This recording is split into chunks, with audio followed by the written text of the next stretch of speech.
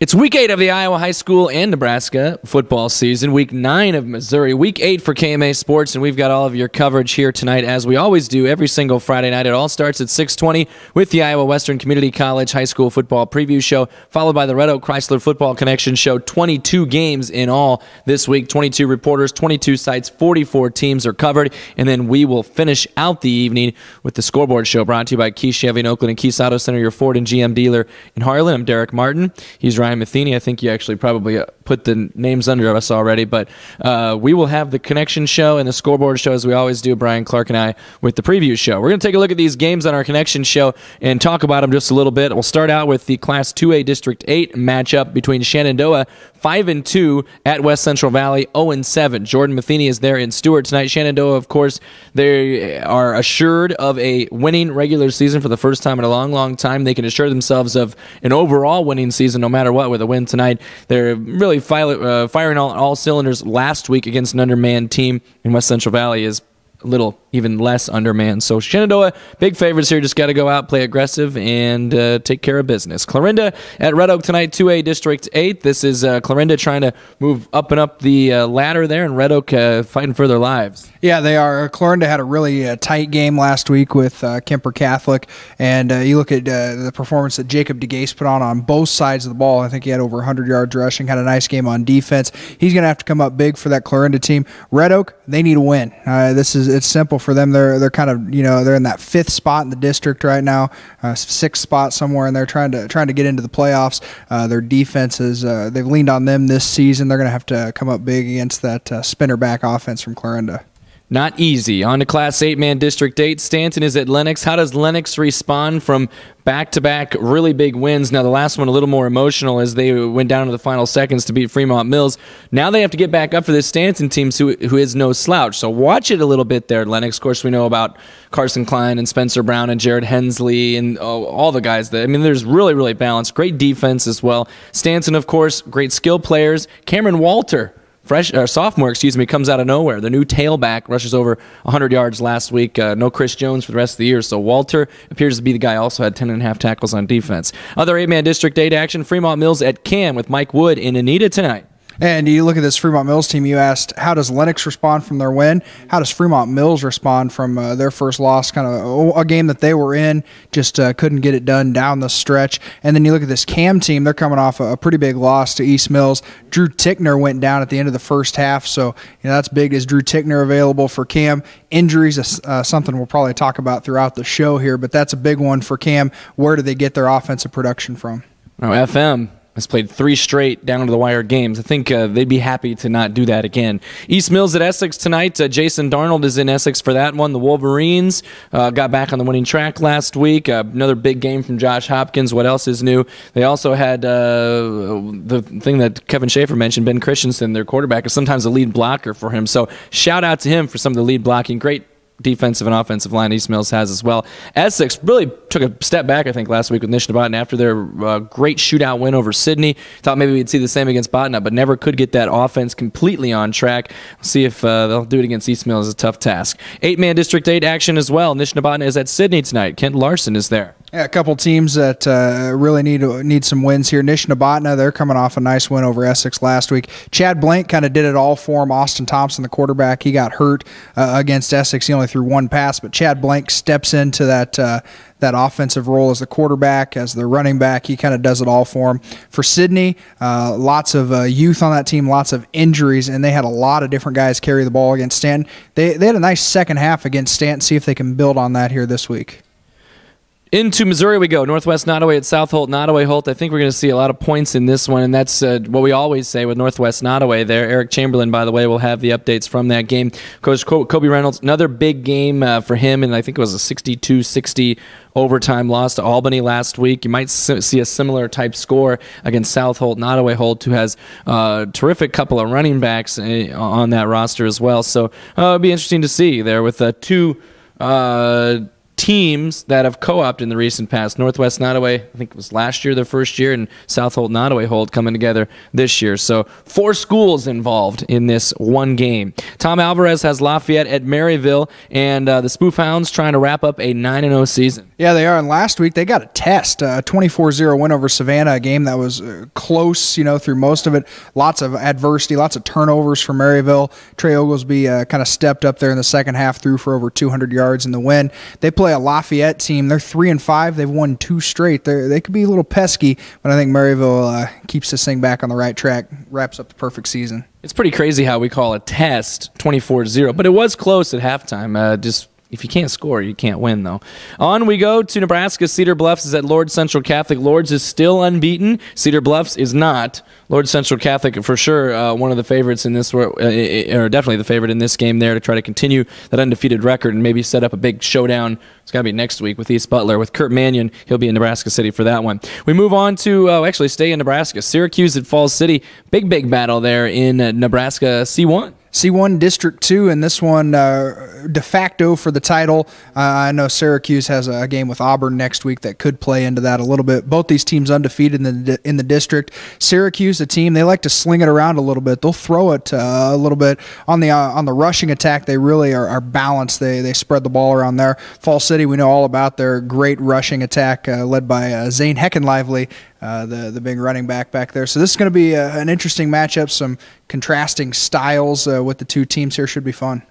Definitely looking forward to that one. Brent Barnett has the updates. We move back into Iowa now. Class A District 8, Casey Herzberg makes his way to Bedford for Martinsdale St. Mary's at Bedford. Now the Bulldogs just have to get one more win, I think, in the next 2 weeks to get into the playoffs. So should come here. Martinsdale St. Mary's has struggled throughout the season. Bulldogs, of course, have relied on a new quarterback, Joel King, maybe more of a passing threat. Hunter Russell could pass. He could also run. King's not much of a runner, but really an efficient game. Although it was against Clarinda Academy, still efficient is efficient, and I'd like to see how he continues to progress because that's the guy they're going to be leaning on here likely when they move into the postseason. Mount Ayr is at Pleasantville. Undefeated in the district, each team. Yeah, this is for the district title. This is a game you looked forward to last week a little prematurely, but yeah, you wanted it to be last week, but it's this week. It's going to be fun. I think, both of these offenses put up a lot of numbers, but the defenses are going to be big in this one. Mount Ayr, they've won 5 straight in the district. 4 of them have been by shutout.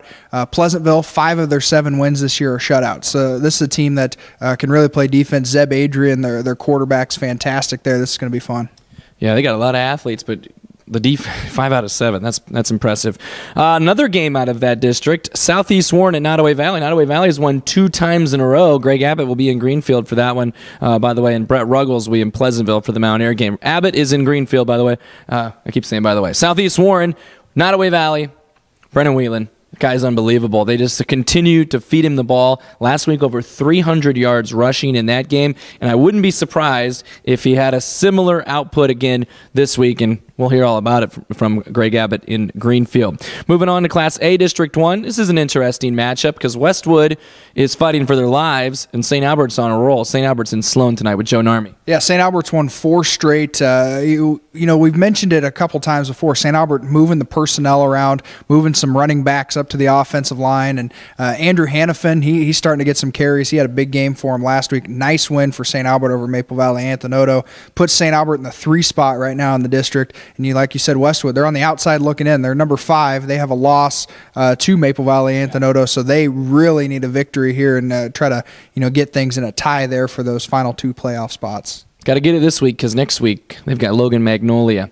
Moving on to another game in that district, A District 1. Riverside at Griswold tonight with Kenny Larrabee. Riverside, this close. I mean, they were in that game. They had a chance to drive down the field and get a tie or tie it up last week and maybe possibly win in overtime. So this will be another good chance, I think. Although Griswold, I do think, is maybe a step above in terms of just they have a terrific running game. That's one thing that hasn't left Griswold. Even while the wins maybe haven't been coming this year, that running game with Corey Grubel and Jacob Dickinson and some other guys is still very, very good. So you could see some big yardage there. Riverside just got to it's all about discipline, the alignment, the assignment, all that kind of stuff. So it's tough to stop that Griswold offense. We'll see if they can do it. 1A District 8 tonight. Southwest Valley is hosting Des Moines Christian. Tom Moore is there for that one.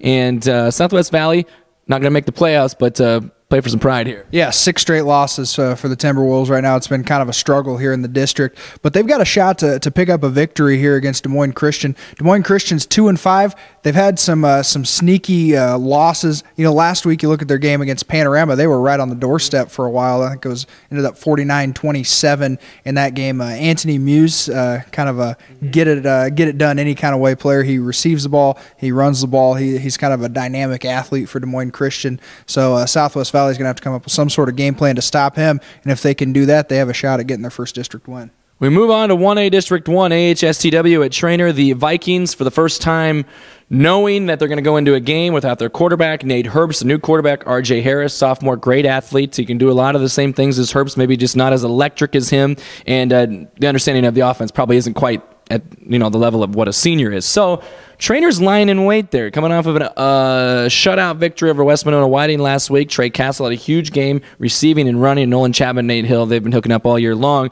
So it's a little intriguing just to see how AHSTW responds. They have a lot of weapons, though. Just get the ball in the hands of those weapons, R.J. Harris, and you'll be just fine.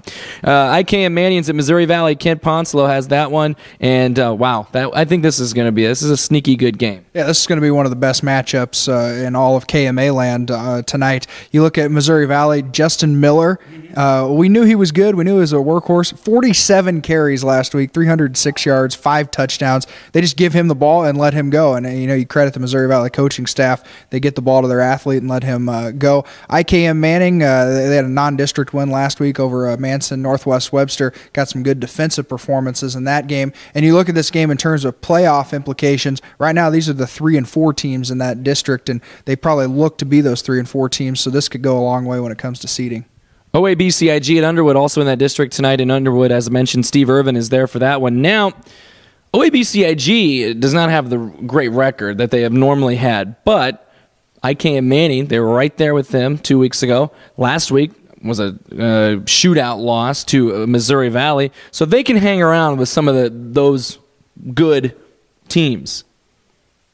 Here's Underwood, though. And I don't even know. Can the camera reach that high? Underwood is elite. Nate Herbst got injured last week. Yeah, he got injured. But as I said, they still have a lot of great players. What they did to AHSTW is still really, really impressive. Now, I know there's probably some mental things there in terms of AHSTW losing their quarterback and their star safety, so that may have hurt him a little bit. But still, Underwood's defense and off. I mean, everything's great. We've mentioned it before. Let's go to 4A, District 3. We're going to have a Sioux City West at Abraham Lincoln matchup with Matt Hayes in Council Bluffs. And AL had a win last week, but Hoover came back on them. Yeah, and it's twice that we've seen AL have a lead late, can't capitalize. They lost the game by 3 to Des Moines Lincoln a couple weeks ago in overtime. They lose to Hoover by 3, so they're right there trying to get a win. They've got some younger guys playing. You look at Sioux City West, same type of situation. They've been close a couple times, haven't been able to get it done in the district. They've got a really good weapon in quarterback Noah McWell. He leads them in passing, leads them in rushing. He's kind of the do-it-all for them, so Abraham Lincoln's going to have to game plan stop him somehow. Yeah, they've had some heartbreaking losses, man. It's probably not going to happen. They're not going to extend that playoff streak, but they've had some real chances to do it. 3A District 8, Harlan at Glenwood. Brian Clark is there. I guess I got to talk about the injured quarterback again. Colton Wilberdine, severe concussion for Glenwood last week in their win over ADM. Probably hurt their offense a little bit. They only scored 27 points, but they've been averaging about 47 points. And Andrew Bloom, really good athlete, though, too. Same situation with R.J. Harris, a sophomore. Awesome athlete, elite level type athlete, and the understanding of the offense is maybe just the difference in getting in sync with his receivers and stuff like that. Maybe, probably, and certainly not going to have the throwing effect that Colton Wilberdine has had. So that's something Harlan can kind of game plan against, knowing that Wilberdine won't be there. Not this time anyway. They might play him again. Anyway, Harlan's defense is just swarming. They get up into you. The corners and the secondaries, right? Everybody's within 8 to 10 yards. So Glenwood's going to have to fight to find some running room there. They're really going to need that offensive line to step up and help out their new quarterback, Andrew Bloom. Lewis Central at Johnston. Doug Howard will be there 7:30. This is subject to change, but Lewis Central at Johnston tonight, and this is a huge game for the Titans, just like last week. Yeah, this is really a battle for second place in that district. Probably second and third place in the district will be decided in this game. For Lewis Central, Nice win last week over Sioux City East. Brian Rue, our Jenny Ed Sportsmed Player of the Week last week with 3 interceptions, had the interception in the end zone to win it. Nice game for him. And then you look at this Johnston team. They've got kind of a two-headed monster there at running back, Grant Gosling and T-Boy White. Nice name there for their running back, but they both have over 500 yards rushing, so kind of a dual threat back there. Also, Lewis Central, they've got a dual threat of their own at quarterback, so there's going to be a lot of different guys touching the ball in this game. That'll be a fun game. A lot of fun games tonight in the Connection Show. What's your favorite? I'm going to go with Mount Ayr Pleasantville. This is a matchup of 2 undefeated teams, 2 teams that are hot. You got a Mount Ayr team that's they've been rolling since they got into the district, and just the defenses in this game. I mentioned Pleasantville, 5 of 7 wins this year by shutout. Mount Ayr, 4 of their last 5 wins have been by shutout. Somebody's got to give up some points. This is going to be fun.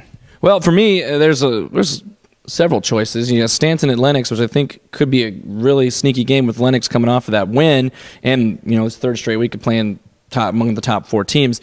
I like the KMA and Missouri Valley matchup too. I'm interested to see how AHSCW responds at Trainer. St. Albert at Westwood would be fun.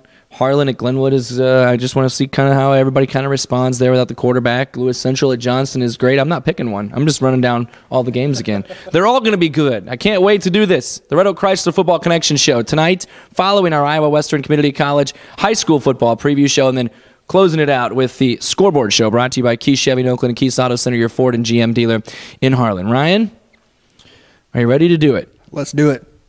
Let's do it.